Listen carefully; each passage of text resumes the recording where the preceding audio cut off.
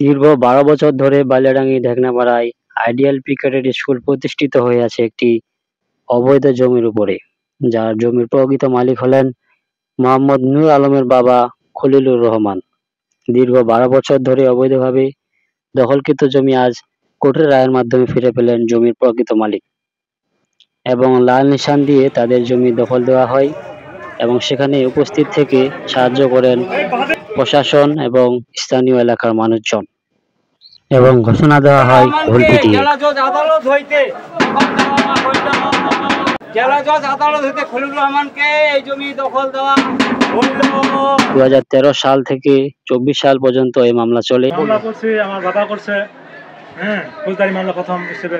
ফৌজদারি মামলা করার পর মামলার রায় পাওয়ার পর তখন আমি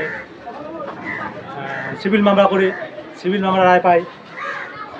তারপর হইলো উনি ফৌজদারি মামলা আপিল করে, আপিলটাও আমি পাই, আমার বাবা পায়। করে বলতে ডিগ্রিদারি মামলা করে, আমার প্রতিপক্ষ ডিগ্রিদারি আমি মামলা করি, ডিগ্রিদারি মামলা আমি করি, আমার বাবা করার পর ওনার আবার রিট করে, রিটে আবার খারিজ করে দেয়। খারিজ করা দেওয়ার পর আবার আমি ডিগ্রিদারি পূর্ণ করার জন্য আবেদন করি, মামলা সচ্ছল রাখার জন্য। সচ্ছল রাখার জন্য পুনরায় উদ্ধারের জন্য ডিগ্রিদারি মামলা জন্য আসছে। এবং এই জমি ফিরে পেতে হন তারা বিভিন্ন নির্যাতনের শিকার। আমরা এই জমিটাতে ১৩ সাল থেকে ২৪ সাল পর্যন্ত খুবই হয়রানি জুলুম নির্যাতিত হয়েছিল। আমার বাবাকে থানা হেঁচড়া করছে, আমার মাকেও থানা হেঁচড়া করছে, আমার ছোটো ভাই ওনাকেও থানা হেঁচড়া খুব করছে। খুব জুলুমে নির্যাতিত হয়েছি। এখন কোর্টে আমাকে রায় দিয়েছে, রায় পঞ্চায়েত আমরা কোর্টের লোক আসছে, পুলিশ বাহিনী আসছে, উদ্ধারের জন্য কার্যক্রম চলতে হয়।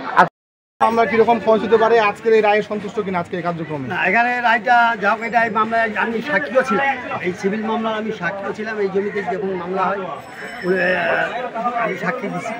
ওনার ভোগ দখলে ছিল, ওনার বাউন্ডারি করানো ছিল, গাছপালা লাগানো ছিল খলিলুর রহমানের। এগুলো আমি দেখেছি, এগুলো আমি আদালতে সাক্ষীও দিচ্ছি।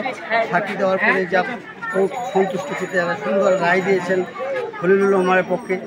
ওনাকে আজকে যা মনে করেন যে কোর্ট থেকে আদালত থেকে তাকে দখল বুঝিয়ে দেওয়া হলো, তার 100 কোর্ট থেকে লাল পতাকা ফ্ল্যাগ গায়ে ঘিরে দিচ্ছে, এমনকি তাকে রায় খলিলুর রহমানকে বুঝিয়ে দিয়ে আমাকে ঢোল দিয়ে তাকে আদালতের এই যে কার্যক্রম সুন্দর একটা আদালত একটা সুন্দর ন্যায় বিচার করছে আর কি। এই রায়ে আমরা খুব সন্তুষ্ট।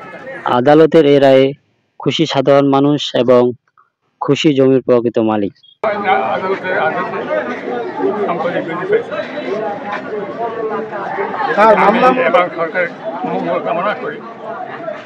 কতদিন মামলা চালালেন?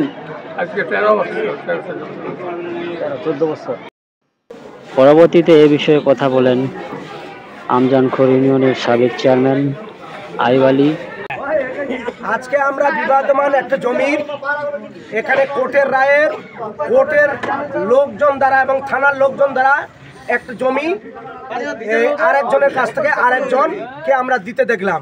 চতুর্পাশে আপনার লাল ফ্ল্যাগ এবং যে ঘরটা ছিল স্কুল প্রতিষ্ঠানটা সেটাতে তালা মেরে মালিকের হাতে দেওয়া হয়েছে। যদিও এটা আমরা বলেছি যে জমির মালিক হলো আজকে যাকে কোর্ট দখল দিল তিনি, আর ঘর প্রতিষ্ঠান স্কুলের। এটা নিয়ে আমরা স্কুল এবং প্রতিষ্ঠান এবং জমির মালিক নিয়ে আমরা তাদের এই বিবাদমান জিনিসটা আমরা নিয়ে বসবো।